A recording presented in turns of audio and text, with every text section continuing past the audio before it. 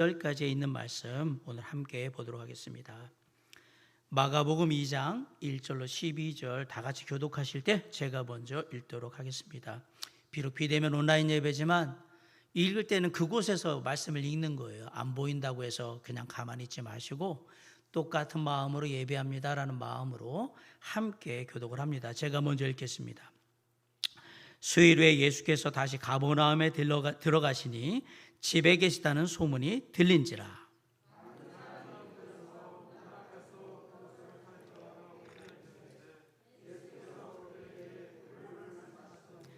사람들이 한 중풍병자를 4사람에게 메워가지고 예수께로 올세.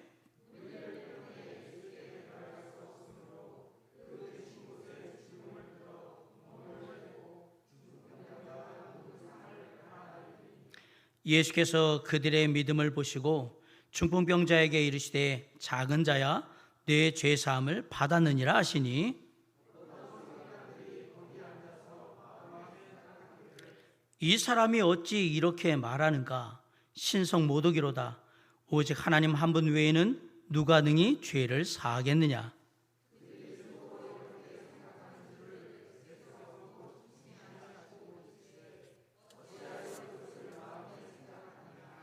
중풍병자에게 내 죄사함을 받았느니라 하는 말과 일어나 내 상을 가지고 걸어가라 하는 말 중에서 어느 것이 쉽겠느냐?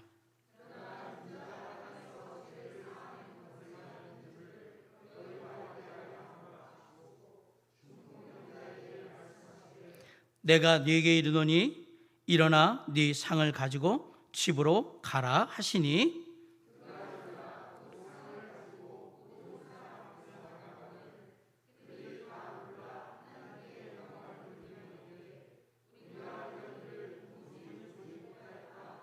아멘. 사랑과 은혜가 풍성하신 아버지,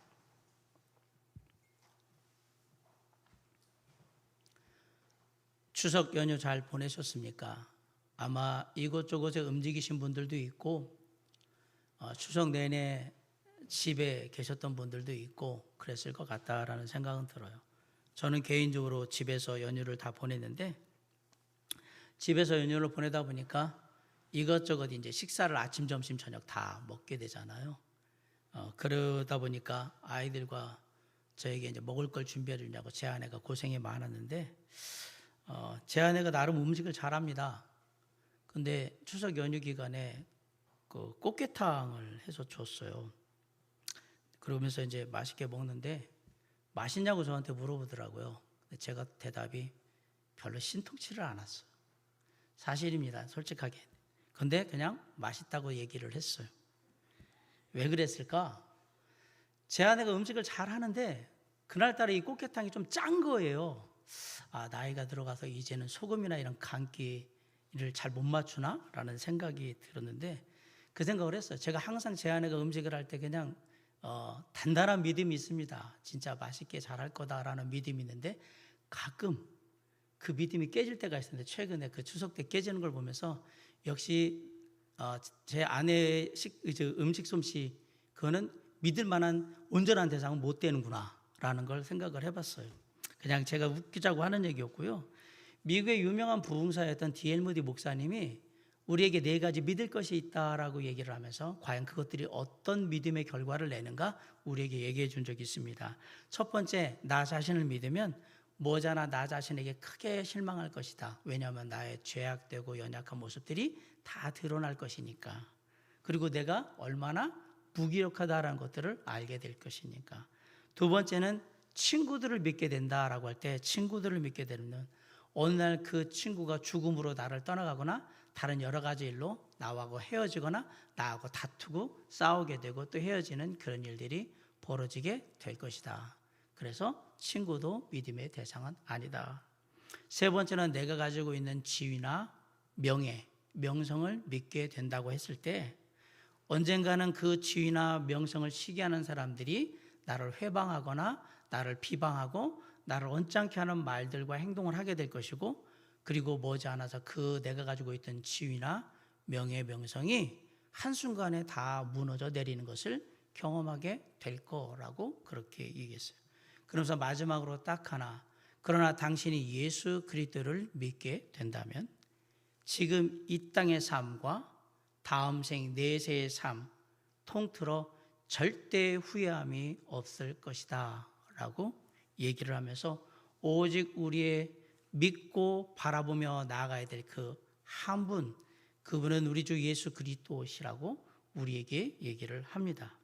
오늘 얘기해 보면 예수님께서 한 나병 환자를 깨끗하게 낫게 하신 후에 며칠이 지나서 다시 가버나움으로 돌아가신 그 이야기부터 시작이 됩니다. 우리 1절 한번 다 같이 읽어볼까요? 자, 시작. 수일 후에 예수께서 다시 가버나움에 들어가시니, 네, 다시 가버나움으로 가셨어요. 집에 계시다고 했는데 누구의 집인지는 모르겠지만 예수님께서 아무개의 집에 계시다는 소문이 금방 다 퍼졌습니다. 그러자 수많은 사람들이 예수님을 만나보려고 몰려들기 시작을 합니다. 얼마나 많은 사람들이 모였는지는 모르겠지만 아무튼 문 앞에 서서 뭐 보는 것조차가 불가능할 정도로 그렇게 많은 사람들이 모였어요. 2절 상반절에는 많은 사람이 모여서 문 앞까지도 들어설 자리가 없게 되었다라고 분명히 얘기를 해요. 그렇게 모여있던 사람들이 예수님이 전하시는 말씀을 한 번이라도 듣잖아요. 그러면 다 야, 권위 있는 새 교훈이다 이렇게 얘기할 정도로 아주 귀한 말씀들을 전해주셨던 거예요. 유대인들은 약 400년 동안 하나님의 말씀을 제대로 경험하지 못하는, 듣지 못하는 그런 영적으로 기갈의 시간들을 보내게 되었습니다.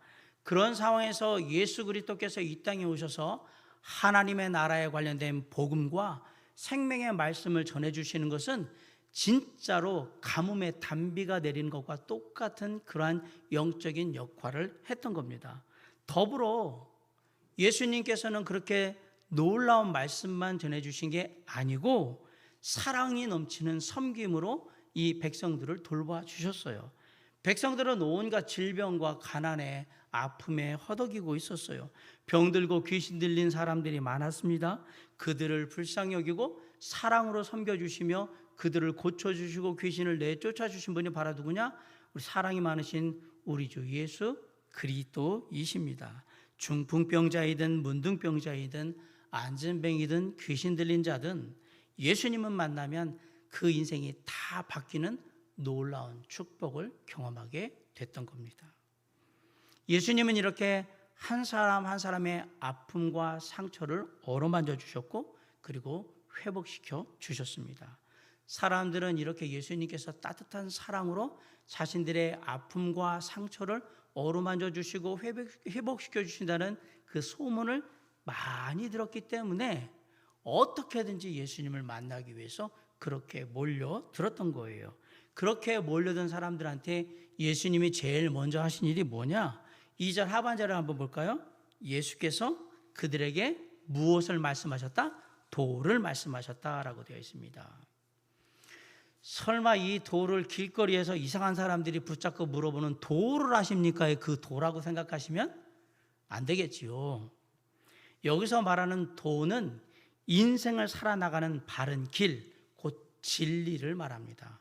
좀 더 쉽게 말하면 하나님의 나라와 그 나라를 이루어가는 말씀을 지금 얘기하고 있는 거예요. 그런데 사실 지금 예수님을 찾아온 이스라엘 백성들, 유대의 백성들은 배고프고 병든 사람들이었어요. 그들에게는 빵도 절실하고 병고침도 절실한 문제였습니다. 그런데 예수님께서는 뭘 먼저 얘기하시느냐?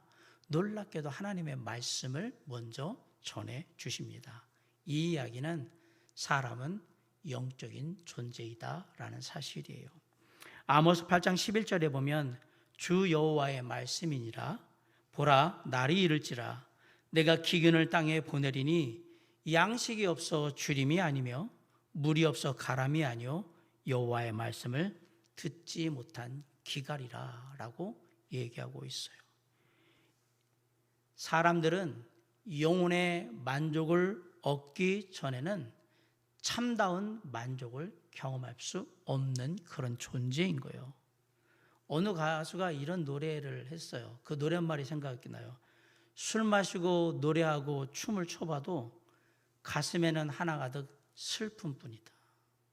그게 인생이 살아가는 모습을 그대로 쏘는 거예요. 내가 어디서 와서 어디로 가는지, 무엇을 위해서 살아야 하는지, 이런 근본적인 인생의 질문에 대한 해답을 얻지 못하면 아무리 열심히 이것저것 하면서 막 살아도 어느 순간 내 마음 한구석에 알 수 없는 공허함과 허무함 그리고 무의미함이 찾아오게 되어 있습니다. 그래서 영적인 존재인 우리 인간 사람은 반드시 하나님의 말씀을 들어야 하는 겁니다. 신명기 8장 3절에 보면 사람이 떡으로만 사는 것이 아니요 여호와의 입에서 나오는 모든 말씀으로 사는 줄을 내가 알게 하려 하심이니라 라고 했어요. 사람은 먹는 거로 사는 게 아니라 하나님의 말씀으로 사는 존재이다 라고 분명히 이야기하고 있어요. 예수님께서는 꺼져가는 심지어 같은 그 인생들에게 다시 불을 일으키시고 메말라갔던 그 인생들에게 담비와 같은 진리의 말씀을 허락해 주심으로 말미암아 하나님의 나라와 그 하나님의 나라에 대한 소망을 갖고 다시 굳건하게 행복하게 살아갈 수 있도록 이끌어주는 분이셨던 거예요. 이렇게 예수님께서 은혜로운 말씀을 전하고 계실 때 4명의 사람이 한 중풍병자를 침상에 뉘어 메고서 예수님께로 오고 있었어요. 우리 3절을 한번 다 같이 읽어볼게요. 시작. 사람들이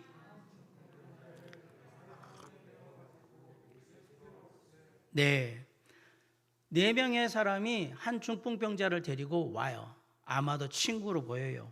하지만 이미 많은 사람들이 예수님을 만나러 와 있는 모일러든 상황이기 때문에 도저히 사람들을 뚫고 들어갈 수가 없는 거예요.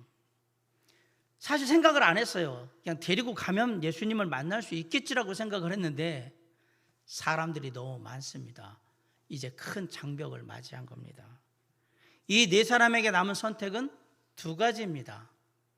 그냥 그대로 이 모든 집회가 끝나서 약간 여유가 있을 때 예수님을 만나든지 아니면 다음을 기약하면서 집으로 돌아가든지 이 둘 중에 하나를 지금 선택해야 되는 상황인 거예요. 하지만 집회가 끝난다고 해서 예수님을 만난다는 보장은 사실 없습니다. 왜? 이 사람들만 예수님을 만나고 싶어 하는 건 아니기 때문에 이게 좀 쉽지를 않아요. 더욱이 이번엔 안 되니까 다음에 기회를 봐서 다시 만나자라고 하고 다음을 기약하고 갔다. 영영 예수님을 못 만날 수도 있는 거예요. 그래서 주어진 기회가 중요한 거예요. 마찬가지예요. 오늘날 한 사람이 예수 그리스도를 만나서 구원받고 예수님의 제자로 자녀로 하나님의 자녀로 성장해가는 것은 수많은 장애물들을 거쳐야 하는 일이기도 합니다. 친구들이나 직장 동료들이 그냥 앉아서 보고 있지만은 않을 겁니다. 내가 예수 믿는 사람 되도록 그렇게 쉽게 놔두지 않고요. 부모님이나 가까운 지인들이 계속해서 반대하고 부정적으로 나에게 얘기할 수도 있습니다.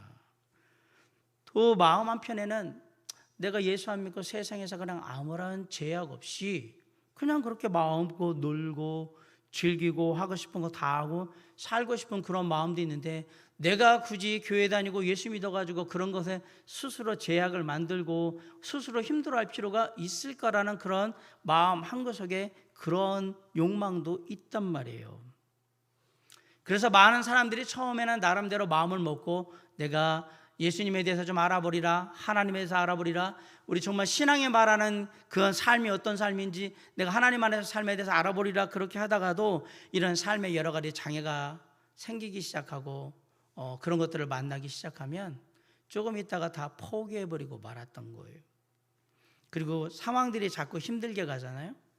그러면 생각들이 자꾸 부정적으로 가면서 그래 안 돼, 이건 아닌 것 같아, 그래서 안 되는구나. 그러면 자꾸 뒤로 물러나기 시작하고 결국 그 마지막은 뭐냐? 하나님을 예수 그리스도를 향해 나아갔던 발걸음이 끊어지는 거예요. 포기하는 겁니다. 그런데 힘든 상황에 부딪힐 때야말로 우리가 진짜 믿음의 능력, 때로는 기도의 능력을 경험할 수 있는 가장 좋은 기회이기도 합니다. 믿음으로 어려운 상황 가운데 도전할 때 놀랍게 상황이 변할 수 있습니다. 성경의 많은 인물들이 그것을 우리에게 보여줬습니다. 믿음으로 장애물 앞에 서서 뒤로 물러나지 않고 도전하고 전진할 때 이루어진다라는 사실이에요. 히브리서 10장 38절로 39절에 나의 의인은 믿음으로 말미암아 살리라. 또한 뒤로 물러가면 내 마음이 그를 기뻐하지 아니하리라 하셨느니라. 우리는 뒤로 물러가 멸망할 자가 아니요 오직 영혼을 구원함에 이르는 믿음을 가진 자니라 그랬어요. 우리는 뒤로 물러가서 멸망하는 믿음을 가진 자가 아니다. 믿음을 가지면 생각이 긍정적이 되고요, 불가능한 상황 가운데서 어떻게든지 가능한 것들을 찾으려고 노력하는 모습을 보이게 돼요. 또 용기도 생기고 나름대로 지혜롭게 되는 것을 보게 됩니다. 놀랍게도 중풍병자를 죄고 온 이 4명의 친구들은 포기하지 않았습니다. 어떻게든지 장애물을 극복하고 병든 친구를 예수님 앞에 데리고 가자라는 해결책을 찾으려고 지금 막 노력하고 있는 거예요.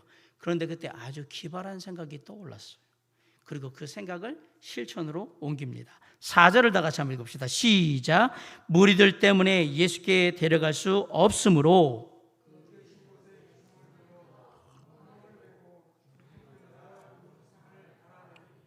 아이고 놀랍죠? 중풍병자 친구를 메고 지붕으로 올라갑니다.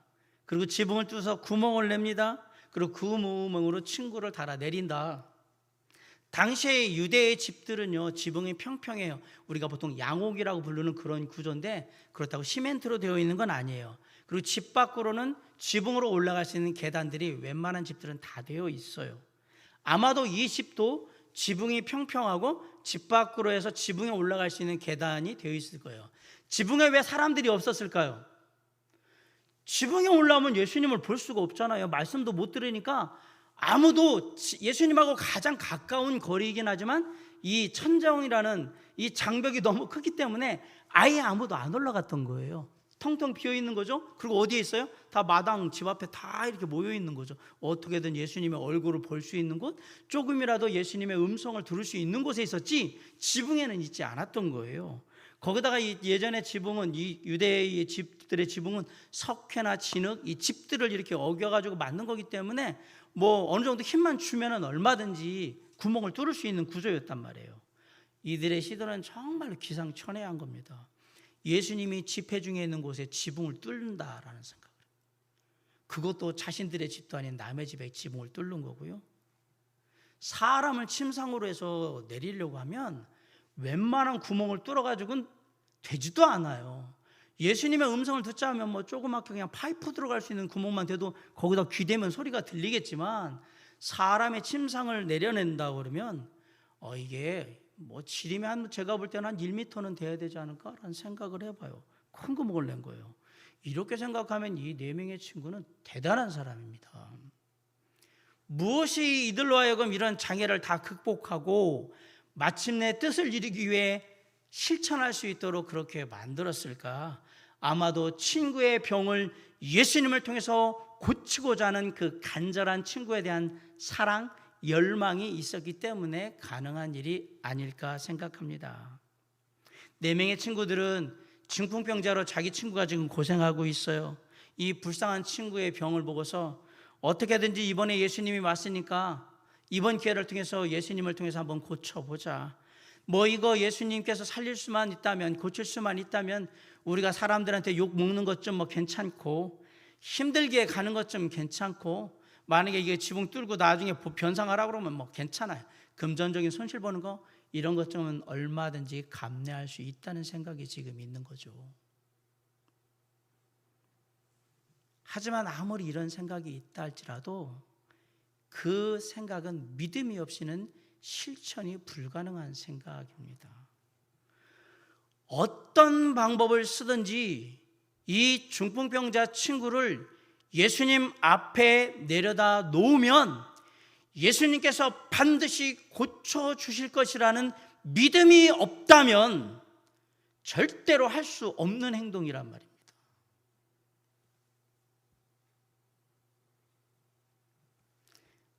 믿음이 없으면 이건 안 한단 말이에요. 예수님에 대한 전적인 믿음이 지금 있다라는 사실이에요. 예수님께 내려주시면 우리 친구를 고쳐주실 거다. 하지만 아무리 믿음이 있다고 해도 실제로 그 믿음을 이루기 위해서 하다 보면, 실천하다 보면 믿음대로 마음먹은 대로 안 되는 일이 비일비재하게 많습니다. 친구의 집에서 침상에 누워서 있는 대로 예수님이 계신 집까지 데리고 온다고 생각을 해보세요. 이 네 사람이 침상을 메고 거기서부터 왔다. 예수님이 집회하는 요 집이 그 중풍병자 집에서 가까운 곳이라면 별 문제가 없지만 먼 곳이라고 그러면 사람을 이렇게 데리고 오는 거 힘들거든요. 짜증나죠. 처음엔 좋은 뜻으로 했는데 속 안에서 말은 못하고 이게 힘들죠. 햇볕은 찌고 땀은 삐질삐질 나는데 힘은 들고 어찌어찌 그래서 좀 그래도 친구를 위한 거니까 마음 이렇게 해서 데리고 왔어요. 그런데 이게 뭡니까?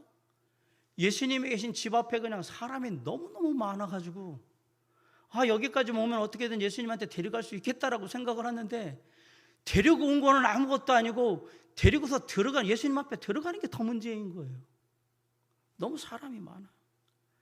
다니면서 처음엔 그렇겠죠. 죄송하지만 제 친구가 중풍병자인데요. 이 친구가 예수님 만나서 예수님께 기도받고 좀 나았으면 좋겠으니까 조금만 좀 자리 좀 비켜주세요. 저희들 좀 들어가면 안 될까요? 처음엔 양해를 구했겠지요. 그런데 거기 있는 사람들이 비켜주리라고 몇 명이나 비켜줄 거라고 생각하십니까? 거기에는 많은 사람들은 자기도 병고침하는 이게 마지막 기회라고 생각하고 오는 사람들이 얼마나 많았을 텐데 여러분이 그 입장이라면 비켜주겠냐? 자, 나중에 이렇게 해서 양해를 구했는데 안 되면 뭐예요? 소리를 고래고래 지르는 거잖아요. 사람이 중풍병자가 있다고 한 번만 좀 어떻게 좀 해달라고 제발 좀 비켜달라고 아무리 소리를 고래고래 질러도 웬만한 사람들은 꿈쩍도 안 하고 뒤를 지켜보고 그냥 마는 거죠. 왜? 내 코가 석자거든요. 내 코가 석자인데 누구한테 기회를 줘요? 내가 이 예수님 앞에 여기까지 오려고 얼마나 많이 고생을 했는데 그걸 중풍병자 저기 왔다고 저 사람들한테 우리 비켜줍시다 이런 건 없어요. 그래서 못 들어가는 거예요. 그런 상황을 하면 친구들이 어떤 생각을 할까요? 내가 처음부터 이건 아니라고 생각했어. 방법이 잘못됐어. 방법이. 진짜 예수님한테 그냥 부자여서 돈 엄청 드리고 헌금할 테니까 한 번만 와달라고 하든지 아니면 예수님 제자 중에 정말 잘하는 백이 있어가지고 줄 대가지고 어떻게 해보든지 이게 아니고 이렇게 들고 간다고 되는 문제가 아니잖아 이게 지금. 그리고 솔직히 얘기해봐. 우리 지금 새치기 하려고 하는 거 하잖아. 다른 사람들도 지금 막 와가지고 새벽부터 와가지고 이러고 있는데 우리만 사정 급하다고 좀 바꿔주세요. 우리가 좀 먼저 갈 수 있게 해주세요. 남들도 다 힘들게 왔는데 안 되지. 사람들이 자꾸 우리 이상하게 쳐다보고 자꾸 째려보는데 뭐라고 한마디 욕할 것 같은데 우리 그만하자. 할 만큼 한 것 같아.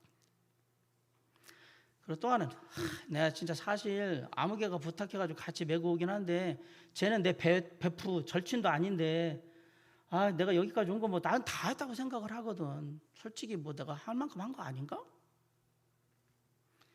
난 메고 오기만 하면 그냥 여기서는 될 줄 알았어. 근데 방법이 없네. 집에 가야 되지. 이거 어떡하냐. 그냥 집에 가자.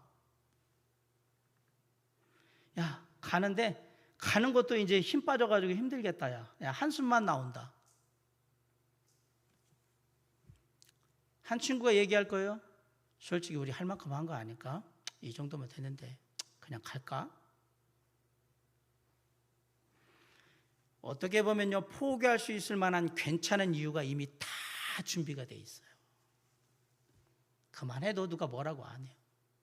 상황이 그런 걸 어떻게 하냐고 얘기하면 되잖아.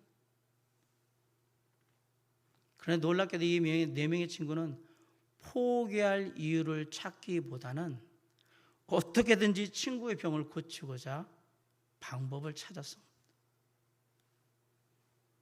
그리고 나온 게 뭐예요?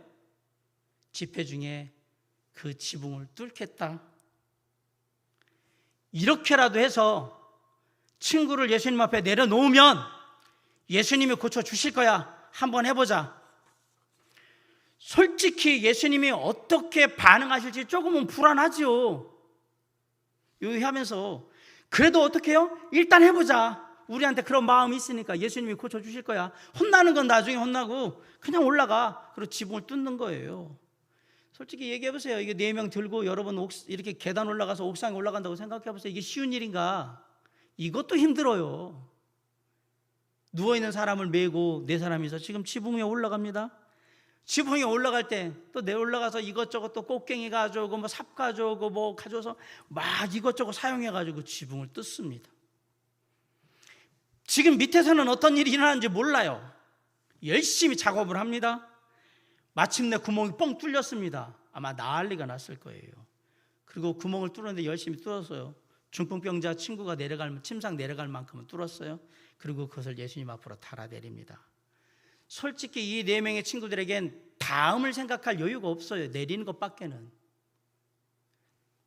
놀랍게도 그 다음을 생각하지 못했고 마음속에 염려도 있었는데 이 작전은 대성공을 거둡니다. 믿음은 보이지 않는 건데 그 보이지 않는 믿음이 있는 사람과 믿음이 없는 사람은 생각하는 것이나 행동하는 것에 엄청난 차이를 보였던 겁니다. 믿음이 없으면 부정적이 되고 소극적이 되고 다 팔자지 뭐, 다 그렇게 되는 거지 뭐. 운명론으로 가게 됩니다.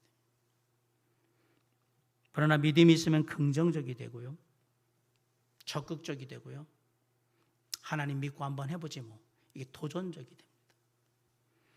믿음이 없이 어려움을 만나면 쉽게 낙심하고 절망하고 넘어집니다. 믿음이 있는 가운데 어려움을 만나게 되면 넘어져도 괜찮아, 다시 일어나서 가면 되지 라고 도전을 하게 됩니다.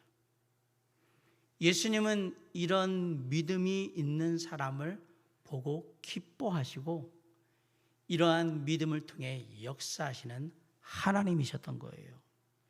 히브리서 11장 6절에 보면 믿음이 없이는 하나님을 기쁘시게 하지 못하나니 하나님께 나아가는 자는 반드시 그가 계신 것과 그가 자기를 찾는 자들에게 상 주시는 이심을 믿어야 할지니라 라고 말씀했습니다. 갈라디아서 3장 26절에 보면 너희가 다 믿음으로 말미암아 그리스도 예수 안에서 하나님의 아들이 되었다라고 했습니다. 데살로니가후서 1장 11절에 보면 이러므로 우리도 항상 너희를 위하여 기도함은 우리 하나님이 너희를 그 부르심에 합당한 자로 여기고 모든 선을 기뻐함과 믿음의 역사를 능력으로 이루게 하시고 라고 했습니다.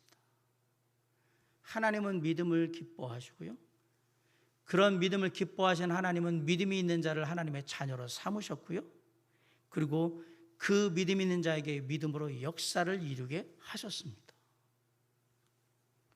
중풍병에 걸린 친구를 예수님 앞에 인도하는데 많은 장애물들이 있었지만 4명의 친구들은 포기하지 않고 도전하는 믿음을 가지고 있었습니다. 친구들이 예수님에 대한 믿음으로 지붕을 뚫고 중풍병자 친구를 누운 침상을 밑으로 내렸을 때 아마 집 안에서는 난리도 그런 난리가 아니었을 거라고 저는 생각해요. 갑자기 막 흙덩어리가 천장에서 막 쏟아지면 후두두둑 떨어지기 시작하면서 먼지가 일어나기 시작하고 막 그러는데 처음에는 막 쿵쿵쿵쿵 그러더니 그냥 퍽 쏟아져 내리는데 그러더니 사람이 든 침상에 막 내려오네요. 이게 뭐야? 집안에 있는 사람들 중에 저는 예수님 빼고 나머지는 다 입에서 거친 욕설, 쌍욕을 막 했을 거라고 생각해요. 예수님 있으니까 그래도 좀 이게 안 되죠 지금. 아니 어떤 미친 엑스가 남의 집 지붕을 뚫다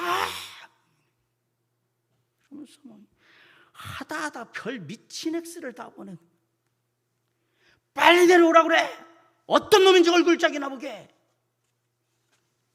그러면서 예수님이 계시는데 지금 이게 무슨 말도 안 되는 짓거리냐고 막. 이 정신이 있는 놈이 뭐 난리가 났겠죠 밑에서. 이거 뭐 안 봐도 우리가 말하는 비디오죠 이게.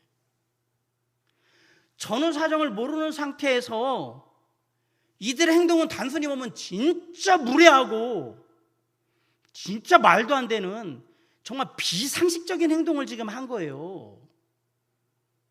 이러면 안 되는 행동을 한 거예요. 남의 집을 허락도 없이 지붕을 지금 다 부쉈어요. 아울러서 저 많은 사람들이 예수님 말씀 듣고 병고침 받고 귀신 들림 쫓겨나려고 순서 다 기다리고 있는데 지금 새치기도 했어요. 더 문제는 뭐냐면 은혜롭게 지금 집회를 하고 있었는데 이 모든 걸 다 깨버렸어요. 비상식적이잖아요. 진짜 무례하잖아요. 진짜 어떤 놈들인지 얼굴짝 좀 보고 싶다고 난리 났을 거예요. 그런데 예수님은 이들을 어떻게 바라보셨을까요? 5절 한번 읽어볼까요? 시작. 예수께서 그들의 믿음을 보시고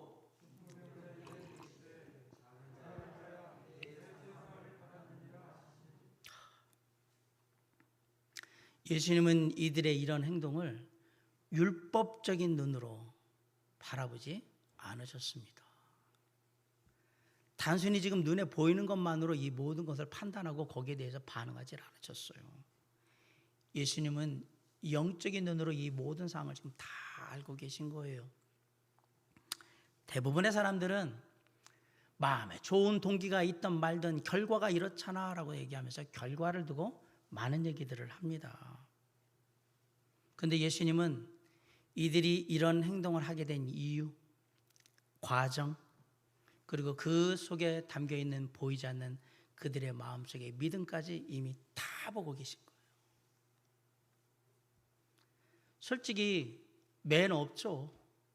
집회하는데 후두둑거리고 쿵쿵거리고 이러면서 뚫었으니 매너도 없고 참 뭐 투박하게 이렇게 하고 겉으로 드러나는 걸 보면 진짜 부족하고 허물투성이인 것 같은 그런 모습인데 놀랍게도 예수님은 그 모든 걸 다 걷어내고 그 안에 들어있는 보이지 않는 그 믿음을 보시면서 기뻐하셨고요.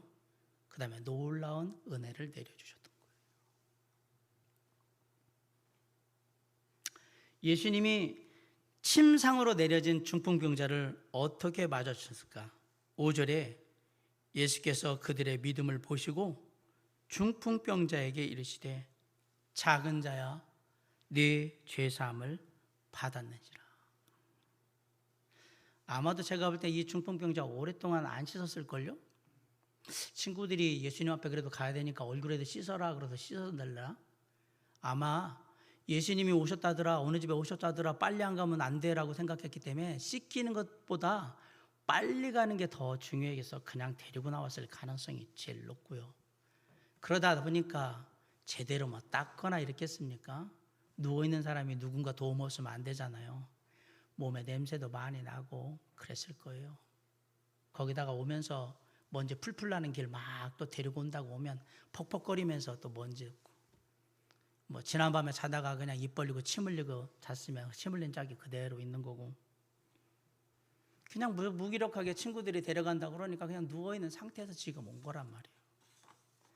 솔직히 이런 걸 내려가지고 예수님 앞에 내려놓으면 그냥 일반적으로 보기만 해도 부담스럽고 별로 사랑스러워 보이지도 않을 겁니다. 그런데 예수님은 이 중풍병자를 보시고 뭐라고 부르시냐면 작은 자라고 부릅니다.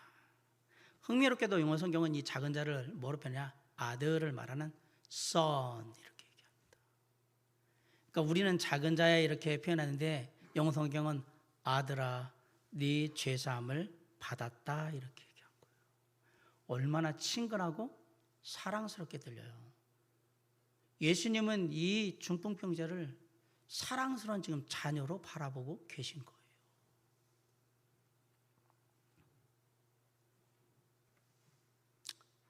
놀랍게도 중풍부야 이 친구들이 믿음으로 예수님 앞에 나아갔을 때 예수님은 사랑하는 자녀로서 이 친구를 맞아주고 계시다는 사실입니다. 사랑하는 성도 여러분, 우리의 삶이 죄와 허물로 더럽고 추악하며 때로는 냄새나는 그런 인생을 살지라도, 그리고 우리의 인생에 남들이 아는, 그리고 남들이 알지 못하는 수많은 죄와 허물의 모습들이 겉보기에도 그대로 있는 그런 말과 행동을 하는 우리일지라도, 그래서 사람들이 가까이 하기 싫어하고, 그리고 사람들이 정말로 짜증내는 그러한 모습일지라도, 우리의 삶의 구원자, 우리의 삶의 주관자 되신 예수 그리스도께 우리가 온전히 주님을 믿고 그런 있는 모습 그대로 나아간다 할지라도, 주님은 우리를 작은 자, 아들이라고 부르면서 믿음으로 주님께 나아간 나를 사랑으로 품어주시고 따뜻하게 맞아주실 겁니다. 그런데 예수님께서 이렇게 사랑으로 맞아주신 중풍병자, 그 사랑을 맞아주신 것은 내가 이해는 해요.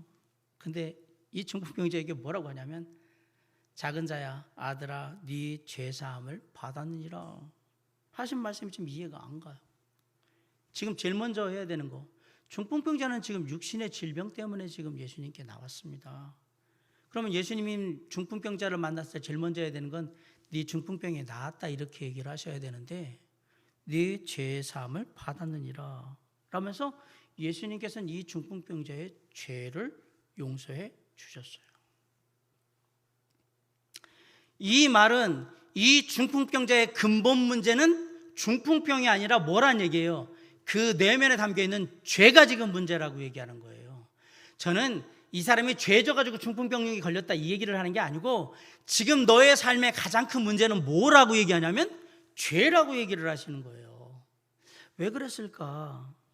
잘 아시겠지만 중풍병은 여러 가지 원인으로 인해서 뇌혈관이 터지거나 막혀서 신체의 일부나 많은 부분들이 이렇게 마비가 돼서 움직이지 못하는 병입니다. 중풍병에 걸리면 살아있는 그 자체는 가족들이나 주변의 사람들에게 그냥 그 자체가 부담이고요, 그 자체가 짐이에요.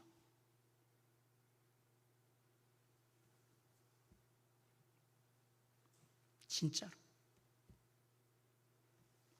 내가 중풍병에 걸리면 처음에는 사지를 움직일 수 없기 때문에 누구한테 물 좀 갖다 달라, 뭐 좀 갖다 달라 말은 할 수만 있다면, 말도 잘 못하는 분들도 많은데, 하루면 갔더면 고맙다고 미안하다고 처음엔 그러죠. 놀랍게도 이렇게 시간이 지나면 이제 미안함이나 고마움, 감사함은 사라져요. 그리고 시간이 지나면 내가 물 갖다 달라고 그러는데 왜 안 갖다 주냐고 짜증을 부리고요, 왜 이렇게 덥냐고 불평을 하고요, 진짜 하나도 안 해준다고 계속해서 원망하고, 내가 누구 때문에 이렇게 됐는데, 그 제일 마지막에 가면 얘기해요. 너 때문에, 당신 때문에, 누구 때문에 이렇게 됐다라고 해서 그렇게 다 원망해요. 대부분의 병자들이 다 그래요. 이런 마비의 병을 가지면. 그러면 마음에 남는 게 뭐밖에 없을까요? 죄악밖에 마음에 있는 게 없어요. 진짜 주님 믿고 감사함으로 하루하루 살지 않는 한 날마다가 그냥 원망과 불평과 짜증과 모든 게 다 힘든 거예요.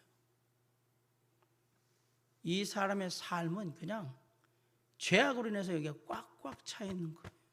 예수님 알았어요. 네 죄 사함을 받았느니라. 쉽게 말하면 이 죄악의 고통으로부터 넌 벗어나야 한다. 그걸 벗어날 수 있는 방법이 뭡니까? 더 이상 남의 도움을 받지 않고, 더 이상 미안하다, 고맙다, 더 이상 남한테 안 해준다고 짜증내고 남한테 불평하는 그런 것들을 없애주는 것이 이 죄사함의 해결책이란 말이에요. 그러면 방법은 간단한 거예요.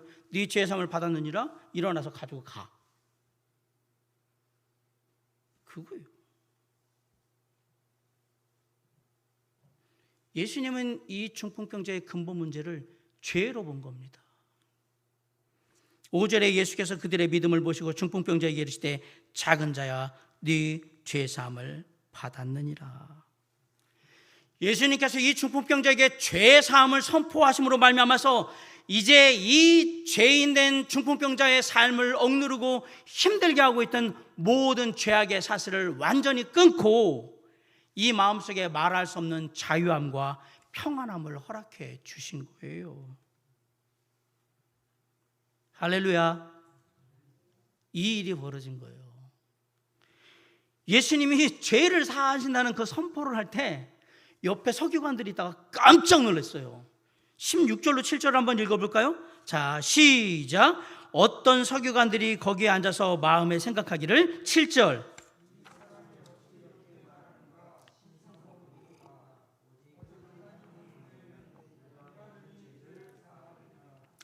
놀랍게도 하나님 한 분밖에는 죄를 사할 권세를 가진 분이 없다라는 서기관들의 말은 분명하게 옳습니다. 다만 그들은 예수님이 바로 이 땅에 육신의 몸을 입고 오신 하나님, 죄를 사하실 수 있는 그 권세를 가지신 하나님이라는 사실만 알지 못하고 있는 겁니다.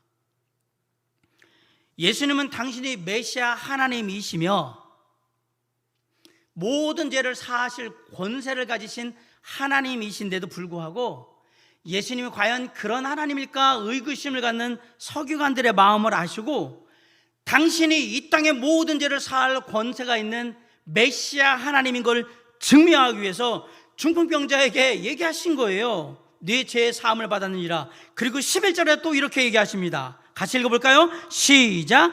내가 네게 이르노니 일어나 네 상을 가지고 집으로 가라 하시니.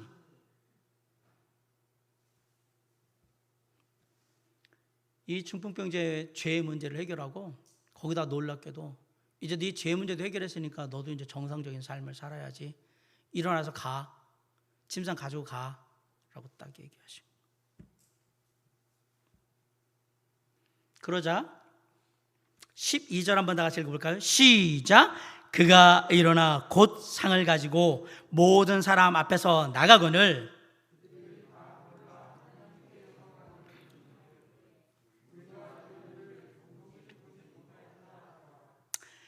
중풍병자가 이 말씀이 떨어지기 바쁘게 중풍병자인데 사지가 마비돼가지고 누워있던 사람이 벌떡 일어나더니 자기 침상 가지고 아마 뭐 질질 끌던지 그러겠죠. 이거 무거우니까 그거 끌고 그리고 밖으로 나가버렸어요.